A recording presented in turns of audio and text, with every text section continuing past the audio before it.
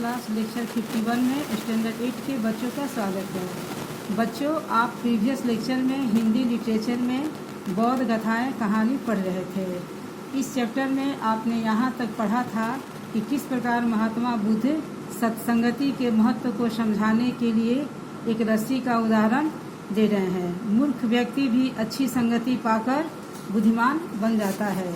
इसको समझाने के लिए महात्मा बुद्ध ने अपने दो शिष्यों का उदाहरण दिया, रेवत और बंधुक।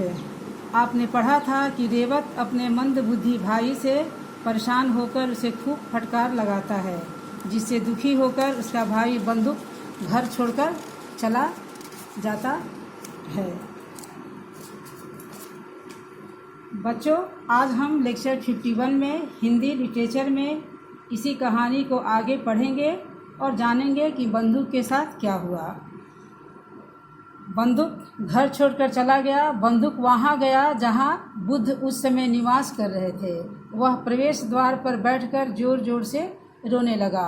बुद्ध द्वार से बाहर आए और उन्होंने उससे पूछा, बंधुक क्या हुआ, तुम रो क्यों रहे हो? रेवत घर छोड़कर रेवत की फटकार सुनकर बंधुक दुखी होकर घर छोड़कर चला गया और वह महात्मा बुद्ध के पास गया जहाँ वह निवास कर रहे थे और वह प्रवेश द्वार पर बैठकर जोर जोर से रोने लगा। उसको रोता हुआ देखकर बुद्ध बाहर आए और उन्होंने बंधुक से पूछा कि तुम क्यों रो रहे हो? तो बंधुक ने उन्हें बताया कि लगता है मुझसे सब तब आ गए हैं, वे मुझे डांटते रहते हैं और जब तब मुझे मूर्ख कहते रहते हैं। अब मुझसे और सहन नहीं होता। अपने आंसू पोंछते हुए बंधुक ने कहा। बंधुक महात्मा बुद्ध से अपनी परेशानी बताता है कि सब लोग मेरी मूर्खता से तंग आ गए हैं और मुझे डांटते रहते हैं। महात्मा बुद्ध कहते हैं, दूसरे क्या कहते हैं उस पर ध्यान मत दो, मैं नहीं मानता कि तुम मूर्ख हो। बुद्ध ने उसे सांत्वना दी। तो सब मुझे मूर्ख क्यों कहते हैं? बंधुक ने पूछा। वह इसलिए कि तुम सही काम करने का प्रयास ही नहीं करते।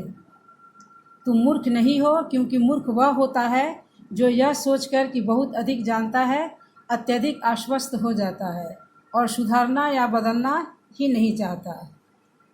बुद्ध ने समझाया। उनके शब्दों से प्रोत्साहित होकर बंधुक ने अनुरोध किया, मैं गंभीरता से काम करना कैसे सीख सकता हूँ? कृपा करके मुझे सिखाइए, क्योंकि मैं सचमुच बदलना चाहता हूँ।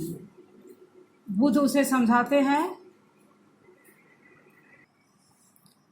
तो बच्चों, बंधुक को रोते हुए देखकर महात्मा बुद्ध उसे समझाते हैं, उसे प्रोत्साहित करते हैं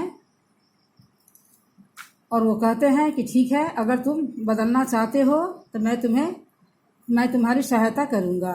ठीक है, मैं इसमें तुम्हारी सहायता करूँगा। बुद्ध ने कहा। कल प्रातः काल तुम मुझे यहाँ प्रवेश द्वार पर मिलना, कहकर वे चले गए।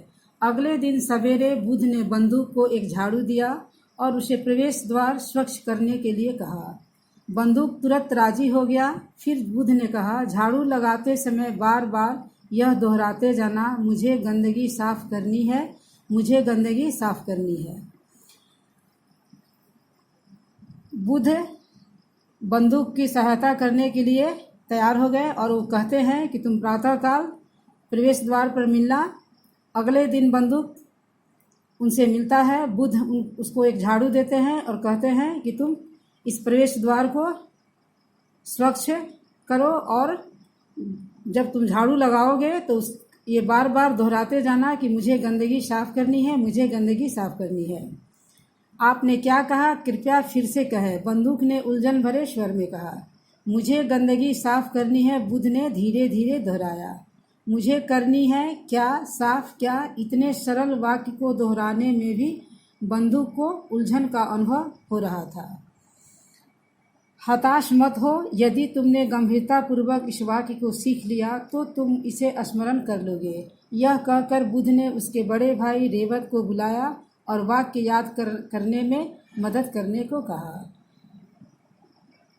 तो बच्चों, बंधुक को ये इतना सरल वाक्य भी, मुझे गंदगी साफ करनी है, वह इतना मंद बुद्धि का था कि उसे इतना सरल वाक्य भी कहने में उसे परेशानी हो रही थी।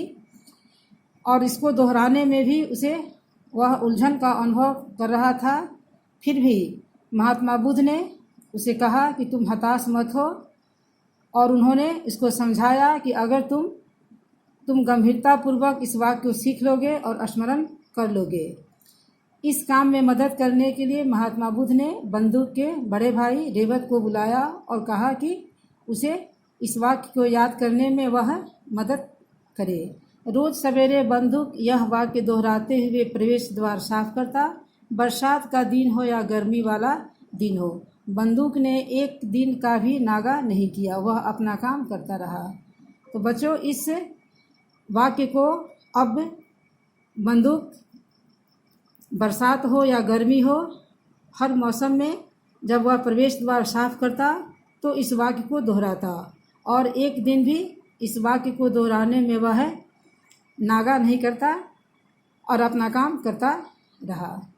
तो बच्चों, आज आप लेक्चर 51 में इस कहानी को आप यहाँ तक पढ़े। नेक्स्ट लेक्चर में इस कहानी को हम आगे पढ़ेंगे। आज के लिए धन्यवाद।